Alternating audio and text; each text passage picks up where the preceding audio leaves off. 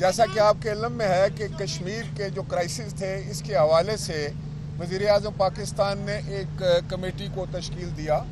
Committee نے اپنا کردار ادا کیا اور آج اسی حوالے سے جو ہے وہ صدر پاکستان کے ساتھ جو ہے وہ میٹنگ ہوئی اور ان سے ہدایت لی گئی, ان سے مشاورت ہوئی اور وہاں پر جو معاملات ڈسکس ہوئے ہیں اور جو فیصلے ہوئے ہیں, میں چاہوں گا لوگوں کو جو 2.5 سال کے اندر مختلف اذیتیں رہی ہیں اس کا ہم نے علاج نکالنا ہے, پولیٹیکل سٹیبلٹی لانی ہے اور ایک بہتر فضا میں آزاد اور منصفانہ انتخاب کے انعقاد کی طرف جانا ہے تاکہ وہاں کے منتخب نمائندے جو عوام کے صحیح نمائندے ہوں فیر انتخاب کے نتیجے میں وہ اپنی حکومت بنائے آئندہ جس بھی جماعت کو حکومت ملے.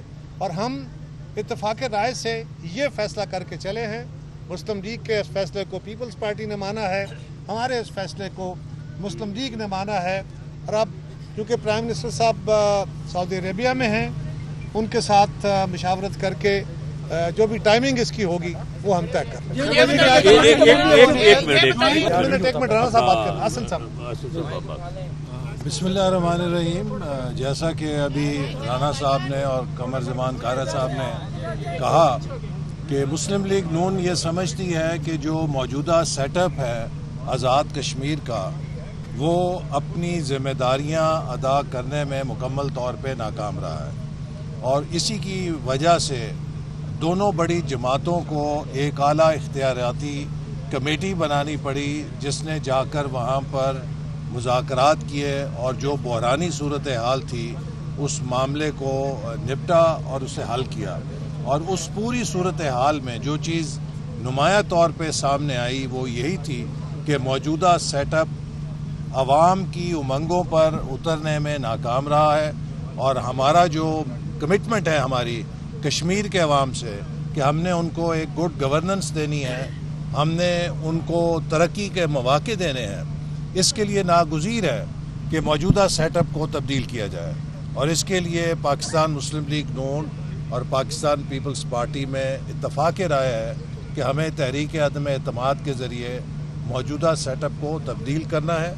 اور اس کے بعد مسلم لیگ نون آزاد جموں کشمیر کا یہ فیصلہ ہے کہ وہ نئی حکومت کا حصہ نہیں بنے گی اور وہ اپوزیشن میں بیٹھ کے اپنا جمہوری کردار ادا کرے گی اور عوام کی نمائندگی کرے گی.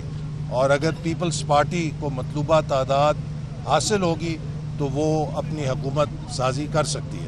سر یہ بتائیں کہ وزیر اعظم کا کینڈیڈیٹ کون ہے, کیا اس پہ اتفاق ہوا ہے؟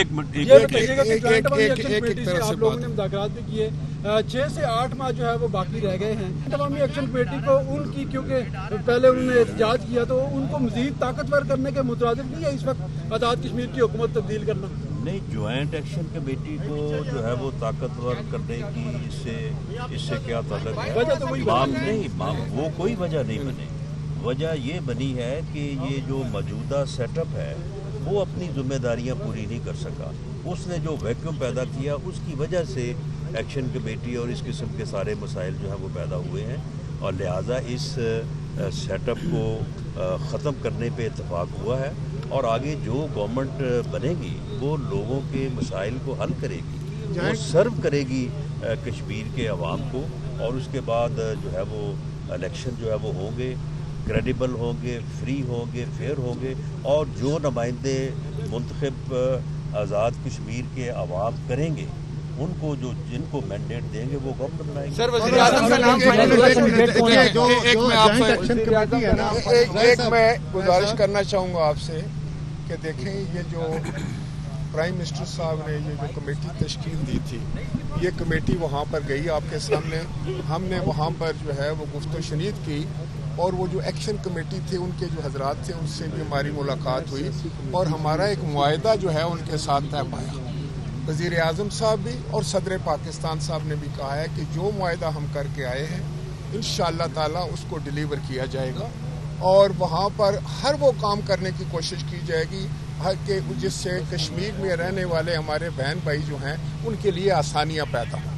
اور اس لیے میں یہ کہنا کہ کسی کو طاقتور کرنا وہ بھی ہمارے بھائی ہیں, انہوں نے جو ہمارے سامنے مطالبات رکھے جو جائز مطالبات تھے ہم نے تسلیم کیے اور انشاءاللہ تعالی प्राइम मिनिस्टर साहब कमजोर करने की बात इसको किसी को ताकतवर या कमज़ोर करने की बात नहीं, ये पाकिस्तान में एक ऐसी फ़िज़ा कायम करनी है कश्मीर के अंदर कि जहाँ पर एक जो है गैर जानबदाराना मुनसफाना इंतखाबात हों और उसके नतीजे में जो हुकूमत आए वो डिलीवर करे, वो सही नुमाइंदा हुकूमत हो। सर क्या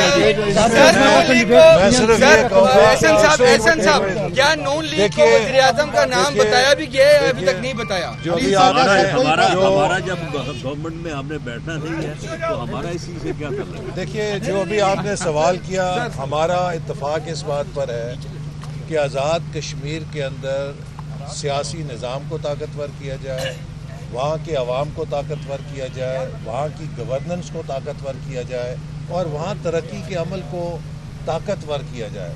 लिहाजा हमारी असल कमिटमेंट आज़ाद जम्मू कश्मीर के अवाम के साथ है, उनकी तरक्की के साथ है, उनकी खुशहाली के साथ है। मैंने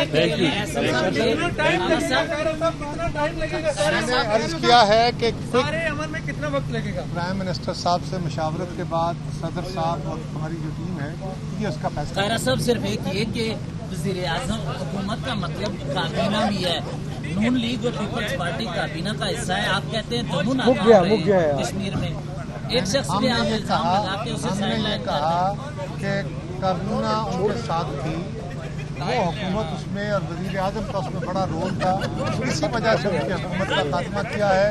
ये हमारा जमहूरी हक है और जो अवामी एक्शन कमेटी है वो गैर सियासी है और ये सियासी जमातों का फैसला है।